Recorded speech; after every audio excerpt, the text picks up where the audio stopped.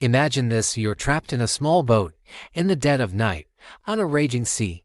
Giant waves crash over the sides, wind howls in your ears, and every flash of lightning reveals a terrifying, churning ocean. This is where Jesus' disciples found themselves, miles from shore.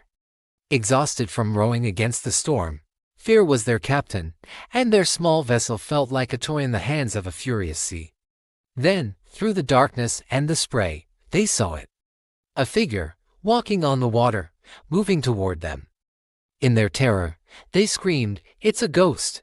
But a voice, clear and steady above the roar of the wind, cut through their fear. "Take courage," it said.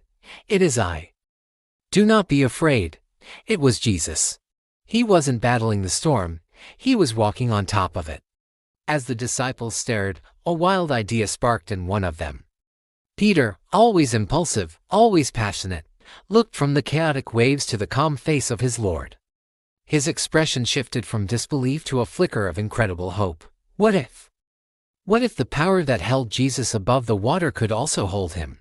This was more than just seeing a miracle, it was an invitation to participate in one. The storm hadn't stopped, but in that moment, Peter's focus was no longer on the waves. It was on the one who commanded them. With a trembling voice, Peter shouted over the wind, "Lord, if it's you, tell me to come to you on the water." It was a challenge born of faith and a little bit of audacity.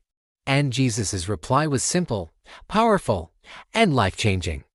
Just one word: to come. That one word was all the permission Peter needed. He swung his leg over the side of the boat.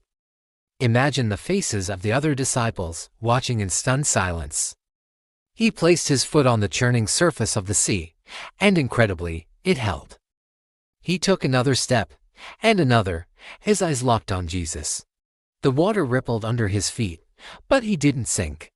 For a glorious, breathtaking moment, Peter was doing the impossible. He was walking on water, suspended between the storm below and the Savior before him. His faith had lifted him above his circumstances. But the storm hadn't gone away. A fierce gust of wind slammed into him, and a wave, like a liquid mountain, rose beside him.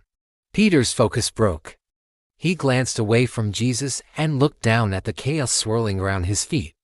And in that instant, doubt flooded in. The how became more real than the who. He remembered he was just a fisherman, and fishermen don't walk on water. Fear, cold and heavy, gripped him, and he began to sink. The very water that had been his walkway was now swallowing him whole. With the sea closing in,